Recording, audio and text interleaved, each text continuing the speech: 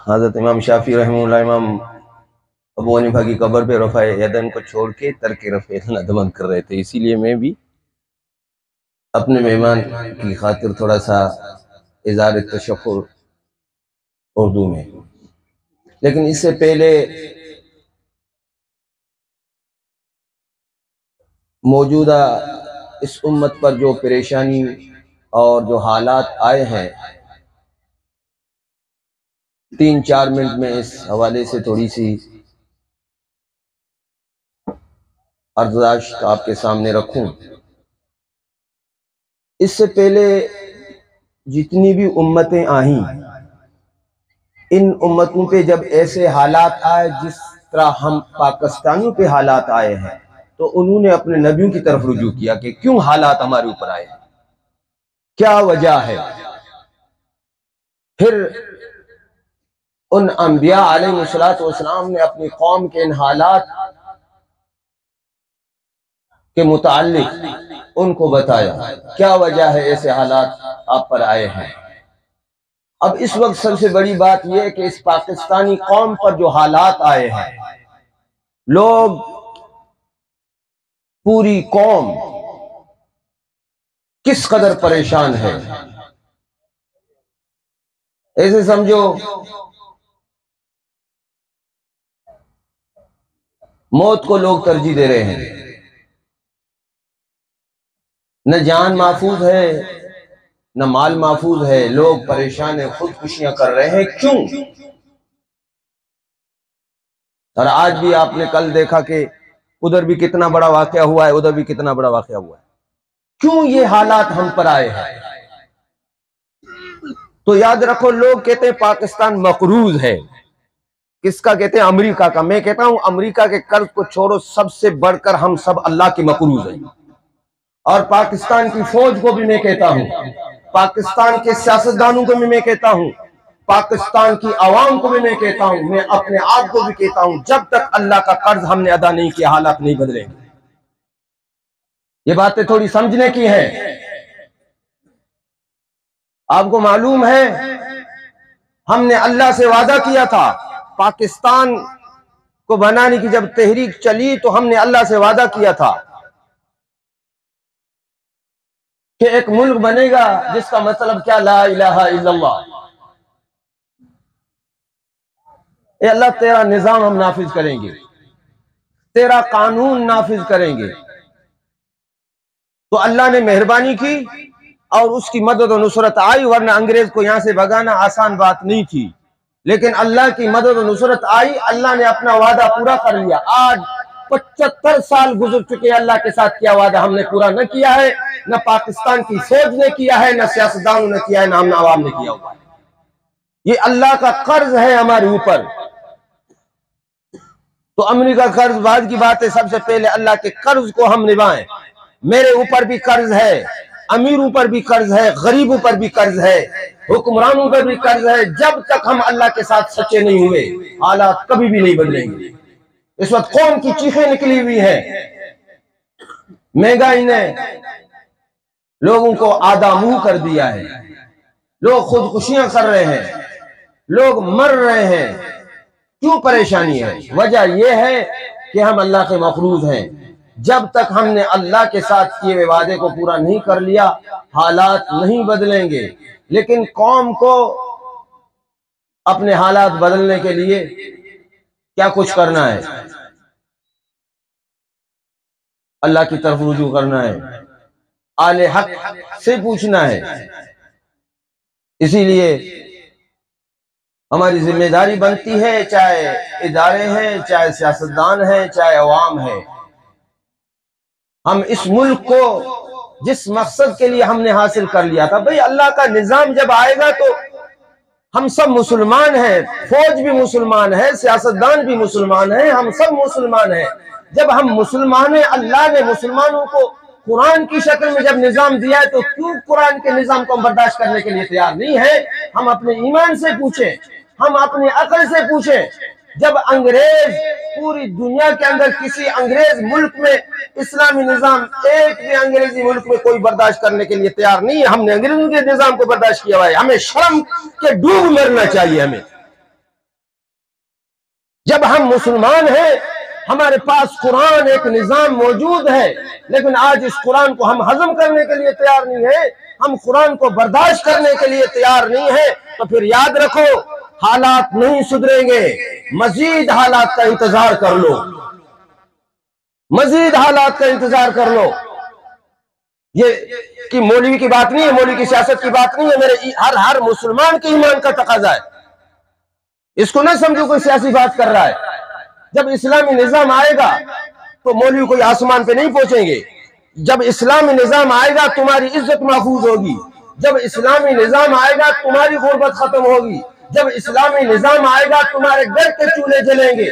जब इस्लामी निजाम होगा तुम्हारी जान महफूज रहेगी। जब इस्लामी निजाम आएगा तुम ऐसे एक दुनिया के अंदर जन्नत के माहौल में रह रहे होंगे। अभी हम अपनी बात नहीं कर रहे हैं।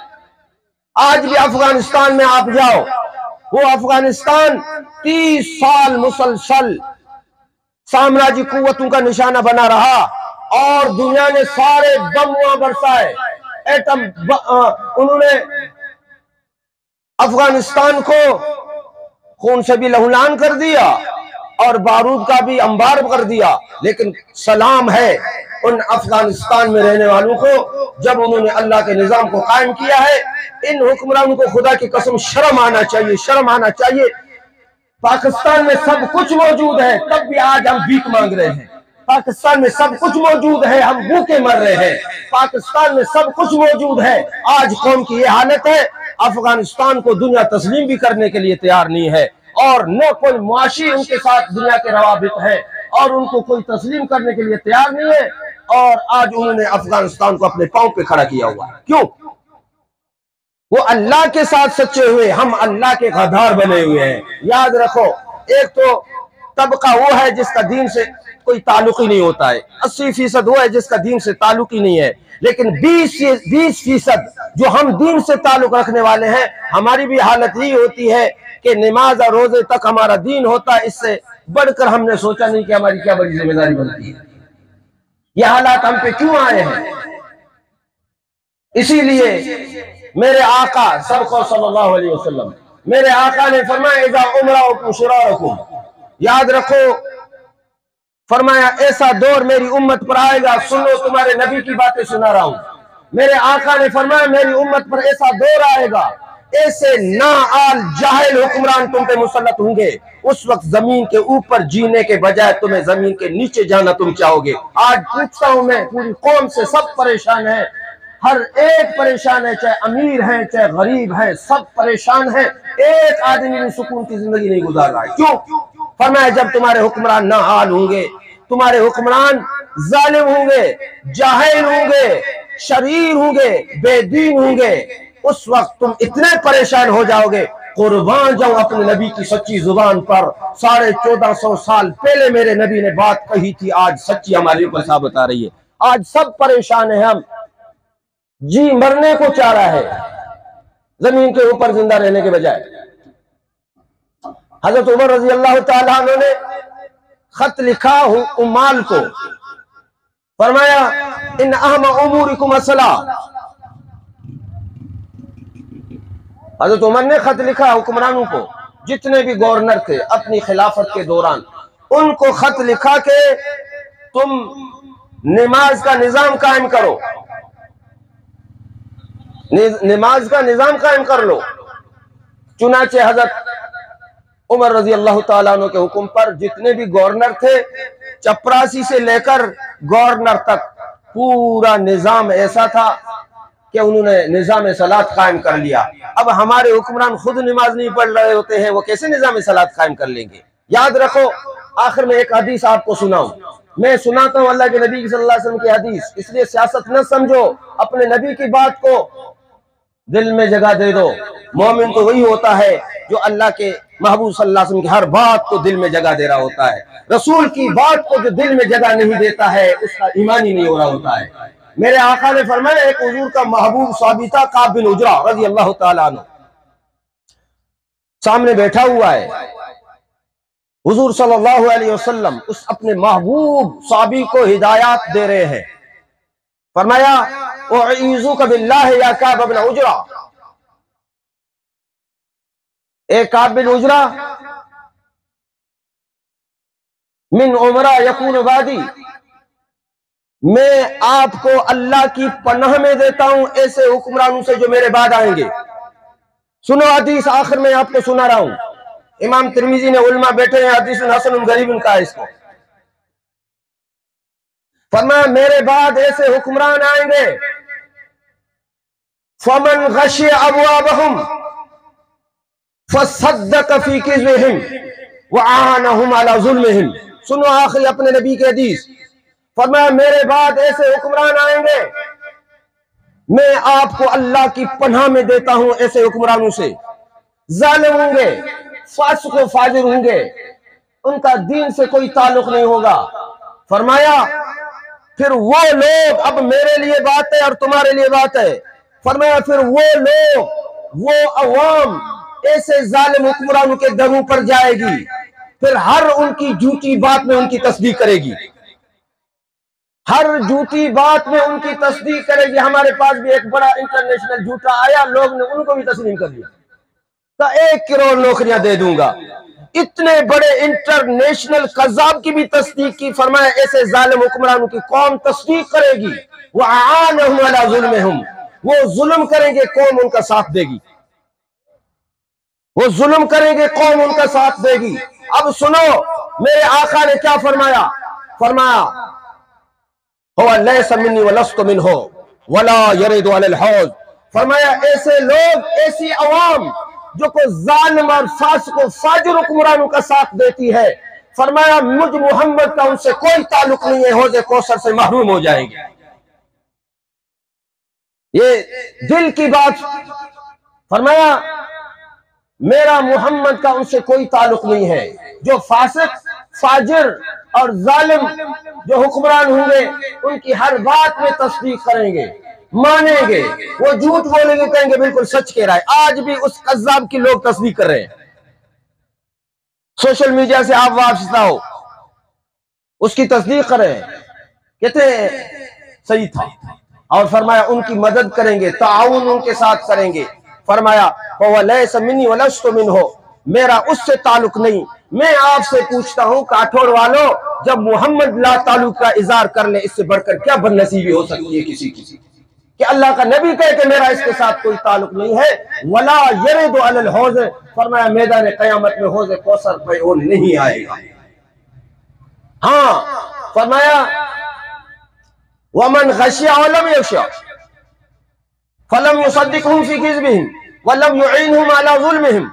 हाँ, वो लोग जो इन जालिम हुक्मरानों के मुकाबला में आएंगे, लेकिन उनकी उन झूठी बातों में तस्दीक नहीं करेंगे और उनके गुनाहों में उनके साथ ताउन नहीं करेंगे।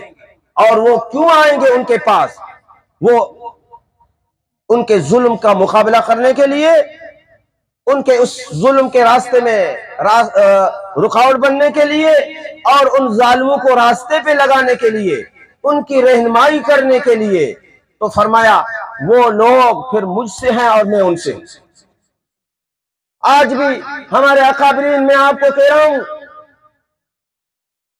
हमारे अकाबरीन नोट कर लो, कायद मिल्लत इस्लामिया मौलाना फजल रहमान से लेकर नीचे तक जितने भी हमारे अकाबरीन उलमा हैं, आज मेरे और तुम्हारे ईमान का दिफा कर रहे हैं, मदारिस और मसाजिद का दिफा कर रहे हैं।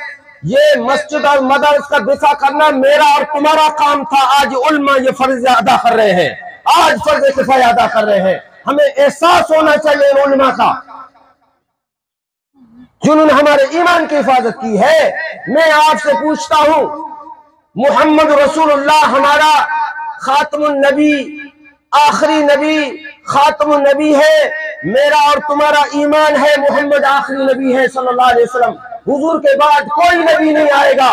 फिर मैं पूछता हूँ काठौड़ वाले तुमसे, जब यहूदियों ने अपना एजेंट इस मुल्क में भेजा इमरान की शक्ल में, जिसने सबसे पहले खत्म नबूवत पे डाका डालने की कोशिश की, इनके रास्ते में भी मेरा कायद, मेरे अकाबरीन रास्ते में रुकावट बने हैं। बताओ मैदान क़यामत में रसूलुल्लाह के इज्जत की जंग लड़ने वाले जब रसूलुल्लाह के सामने आएंगे तो इंशाअल्लाह यकीन है 100% रसूलुल्लाह मुस्कुरा मुस्कुरा के गले के साथ मिला मिला के इनका इस्तकबाल कर रहे होंगे। ये मेरा और तुम्हारा फर्ज बनता है। दुकान से काम नहीं होगा, जमींदारी से काम नहीं होगा, दुनिया के नक्शों से जब तक मोहम्मद रसूलुल्लाह की इज्जत के लिए मरने का हमारे अंदर जज्बा पैदा ना हो जाए। ये कौन जंग लड़ रहा है? मैं आपसे पूछता हूँ, उनको शर्म आना चाहिए जो मौलाना फजल रहमान और उलमा के हवाले से सोशल मीडिया पर बकवास करते हैं। उनको शर्म आना चाहिए। जिनकी बीवी जिनको नहीं मानती है वो भी मौलाना और उलमा के खिलाफ बकवास करते हैं। बेगैरती की कोई हद होती है। मैं कहता हूं जो मौलाना के खिलाफ बकवास करता है उसकी नस्ल में शुबा है, नस्ल में उसके शुबा है। जिसकी नस्ल में शुबा नहीं होगा वो आले हक के साथ ऐसे कभी भी नहीं करेगा।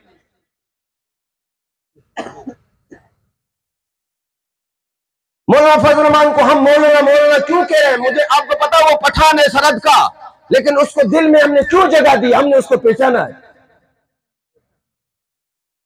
मौलाना नूला कहां के है?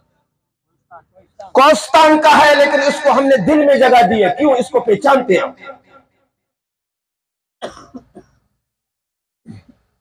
मौलाना फजल रहमान कोई चचा कजन नहीं है हमारा, लेकिन हजारों करोड़ों कजनों से भी ऊपर है। क्यों? सोचने का मकाम है, इसको सियासत न समझो। कुछ हमारे अंदर ईमानी पे तो जज्बा होना चाहिए। बस दुनिया के चक्कर में पड़े हैं, ऐसे वक्त गुजर रहा है, ये मौलवी जाने उनका काम जाने, हमारा कोई वास्ता नहीं है। क्या तुम रसूलुल्लाह के सामने हाजिर नहीं होंगे? क्या रसूलुल्लाह के हौज़े कौसर पे तुम्हें नहीं आना है? याद रखो, जिसके दिल में रसूलुल्लाह की इज्जत का जज्बा नहीं होगा, खत्म नबूवत का एहसास नहीं होगा, रब्बे मोहम्मद की कसम मरदूद होकर मर जाएगा। ये जंग हम लड़ रहे हैं आपके लिए।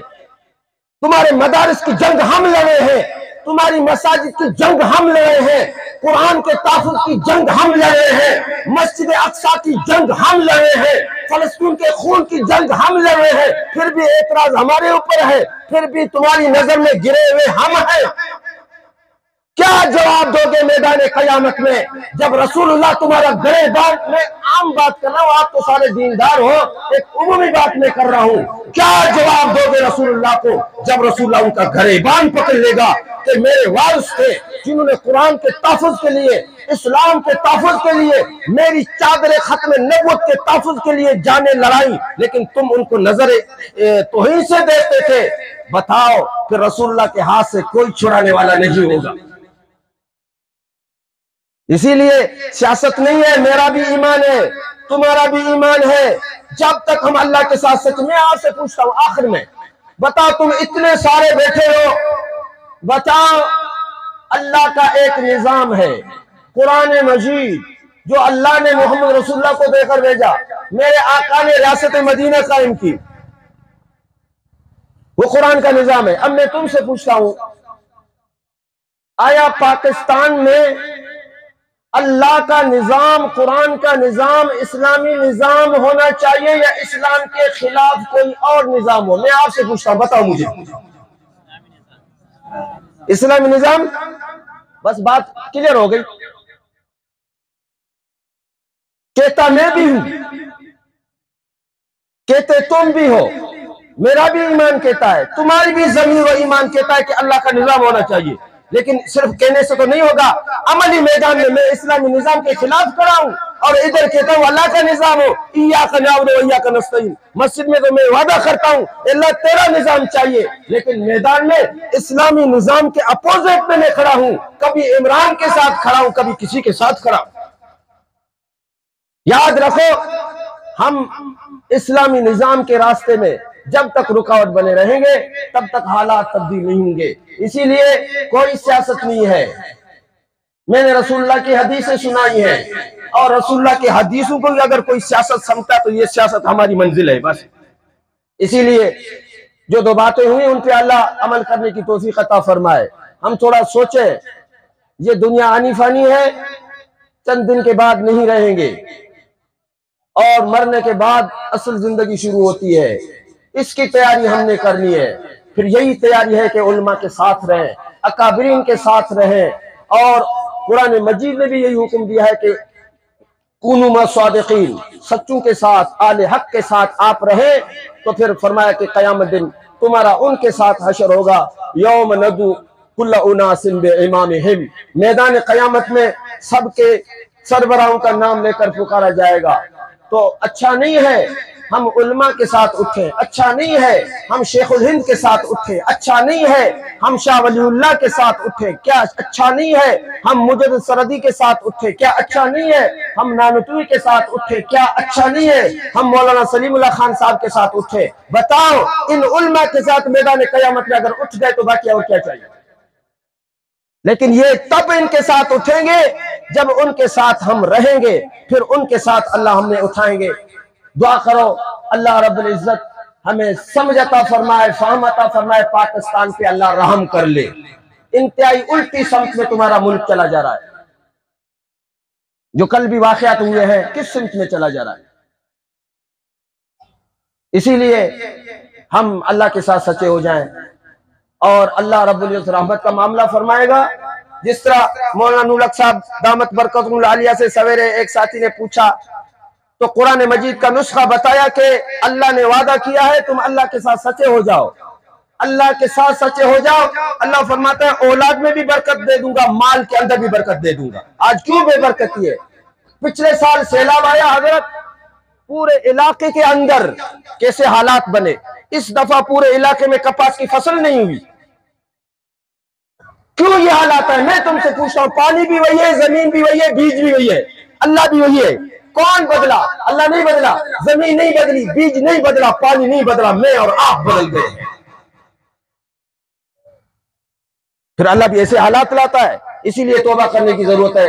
अल्लाह के सामने तौबा करें, इस्तिग़फ़ार कर ले, अल्लाह के साथ सच्चे हो जाए, अल्लाह बेहतरी कर लेगा और खुशहाली लाएगा। इस मुल्क की भी अल्लाह रब्बुल इज्जत हिफाजत फरमाए, फौज की भी हिफाजत फरमाए, कौम की भी हिफाजत फरमाए। अब खुसूसी बयान बस, वैसे इसने इज़हार तशक्कुर के लिए बुलाया, बस ऐसे चंद बातें ज़हन में आई, थोड़ा सा वक्त में मैंने इजाफी ले लिया।